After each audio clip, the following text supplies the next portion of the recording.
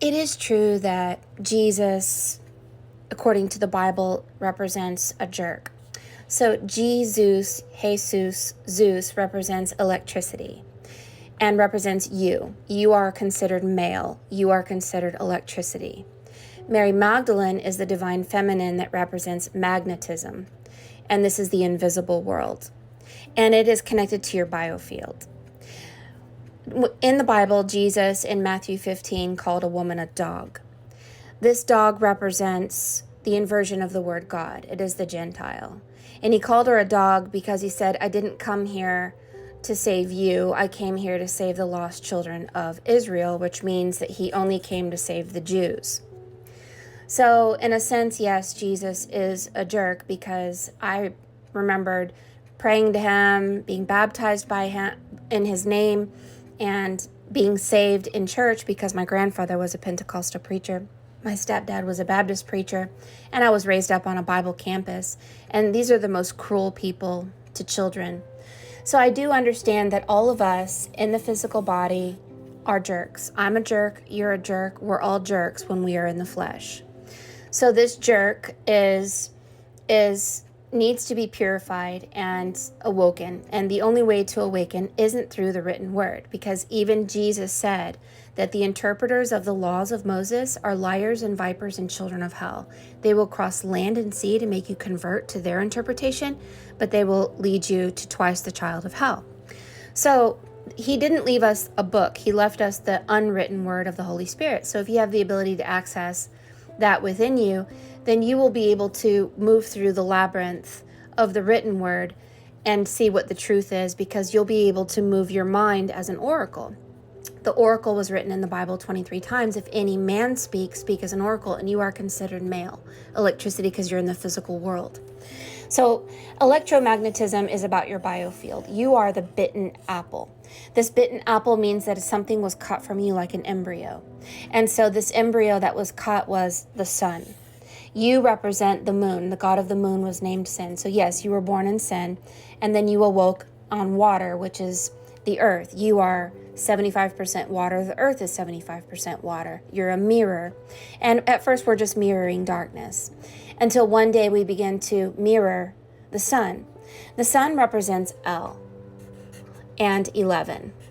And so when we begin to understand the technology of your biofield, which is electromagnetism, we begin to see that your biofield has to be awoken through your twin. Zeus had a twin, Jesus had a twin, Inky had a twin.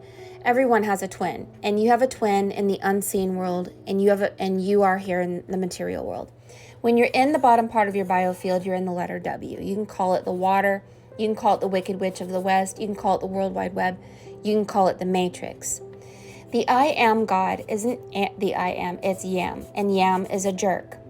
Yeshua means Yeh moon, Shua sun. Okay, so it's duality here.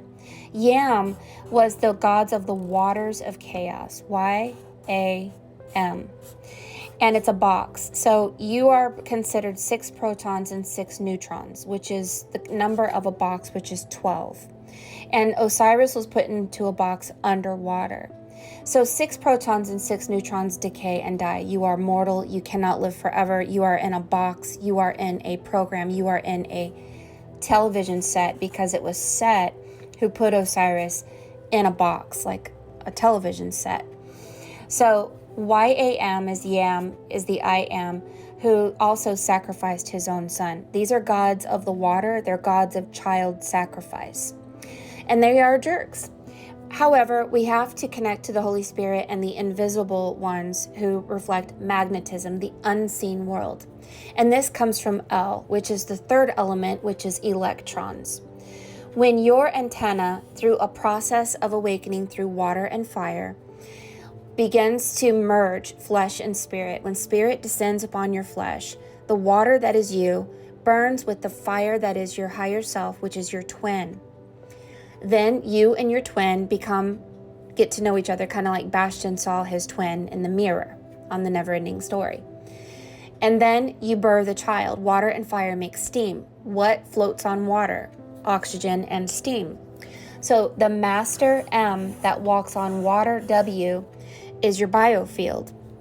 And it's very connected to the number 11, like the two towers and on 9/11, looking like the number 11. 9/11 equals 11. The 4th of July is celebrated on 7/4, which equals 11, in the Big Apple of New York City. And it's because it's about the Trinity, 1, 2, 3, and it's about 0-point centering. And the letter D is the number 4, the letter G is 7, also 11. So the sun flips its magnetic polarity every 11 years. And once it descends upon your biofield and you get 3 rings of power, you've entered into the halls of Solomon. Sol means sun, Om means sun, and On means sun. It's the 3 suns. This means that electrons has descended upon you invisibly, and electrons live forever. Protons and neutrons don't. So now we ended up with 666, which equals 18, which is the number 9. This means that your box has opened up, making a cross, and you have met El, the elemental gods. Now, the letter M, the top part of your biofield, is like Emerald City or Anti-M. Looks like the number 3, right?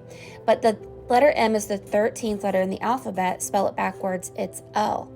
So the 13th letter in the alphabet represents El Shaddai, Elohim, Aleph. Now the Jews call him or her, it's neither male nor female, Aleph, like the alphabet.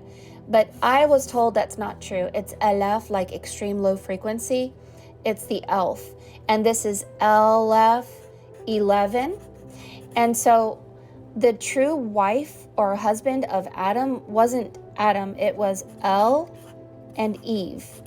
Because the curse of Cain was for 7 generations, and Osiris's body was cut 7 and 7, which is 14.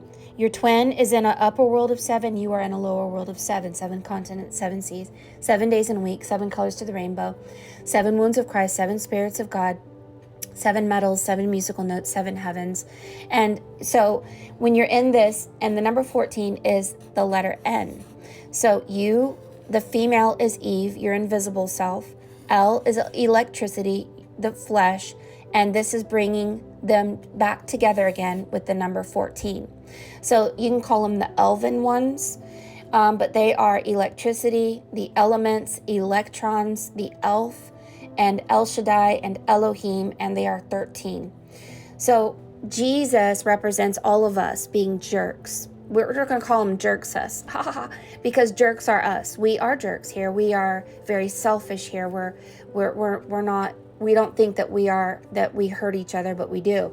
Especially if you're a bitten apple, you become a wolf that bites other people's apple because you're powerless.